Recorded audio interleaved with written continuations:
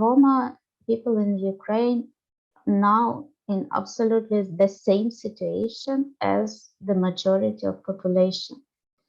They are sitting in the bomb shelters together with others. They're stuck in some cities or villages. They may be experiencing the same problems with the food as other people in Ukraine. And they're trying maybe to evacuate or to stay or to find some possibilities for accommodation. So the society, the Ukrainian society, since the beginning of the war, is united. Like maybe in 2014 when we had Maidan and Russia occupied Donetsk and Lugansk territories and Crimea.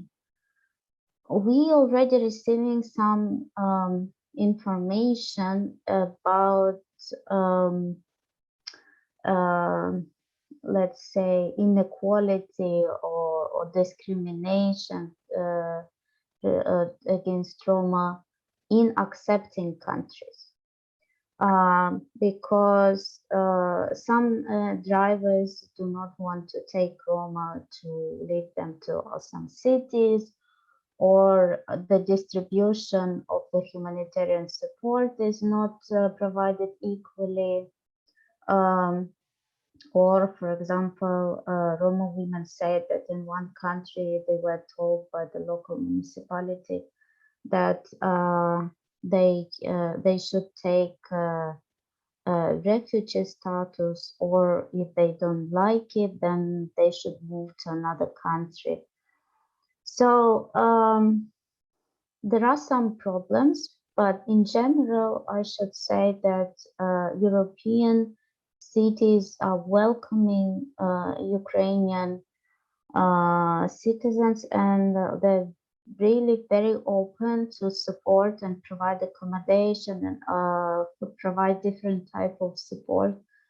And this is absolutely amazing. I was very surprised to see how people in Europe united also to help Ukraine, to support us.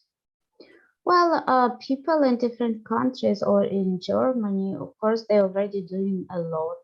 And first of all, I want to thank all these people. I know how in Germany people were giving their apartments for free to people and accepting them and providing lots of support. And this is absolutely amazing, and I really appreciate all the support that is provided in Germany. There is nothing that you should not say to people, but it's just to give them time to recover, to be maybe sensitive to what they went through, and and that's all. There is, of course, it's not every person is ready to speak about the experience. Some people prefer not to speak about it, not to think about it. They stop following the news because they're devastated by the situation, by the stress. So here, I think any psychological support, any kind of therapy would be very important for most of us. And what civilians can do, I think, is to continue pressure to the government to have stronger sanctions and to support Ukraine. I think this is all that we can do at the moment, because all the demonstrations that were organized in Berlin, for example, in all other cities of Germany or in other countries, that helped a lot, especially in the first week. That really gave us hope and support, and we really felt the support and unity from so many people. That was so important for us. So the trauma and then the experience that people going through today and since the beginning of the war, it's absolutely devastating. And I think that the people will need like many many years to recover and to get into stable emotional conditions. I think that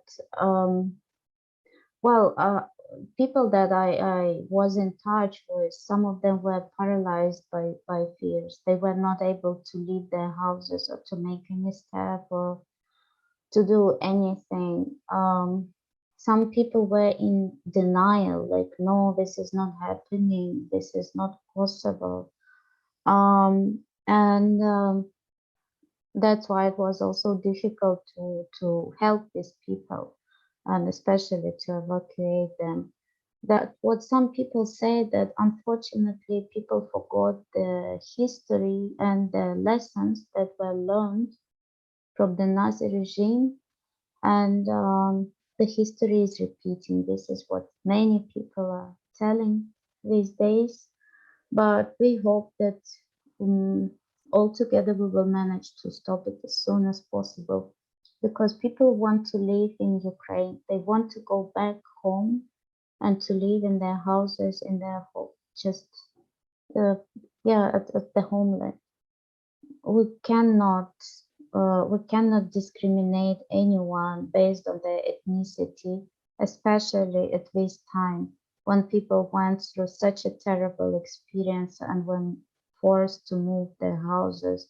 Some people left it without any documents or without any money or clothes, and of course, they were. Of course, we know about the cases when people are not able to cross the borders without documents. I want to thank all the people who helped or still helping and ready to help our Ukrainian people who were forced to leave the country, mainly women and children.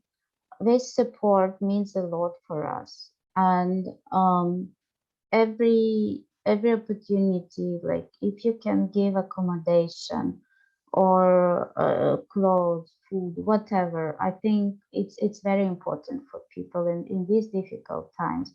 But also your words and your support is also needed, because some people just want to talk, some people want to cry, some people just need someone to listen to them. And if you can do that, it will be amazing. And of course, let's continue to fight all together for our democratic values, for our free Europe. And I think that all together we will manage to stop any war in Ukraine, and to have our peaceful country, and to recover from all these terrible days that we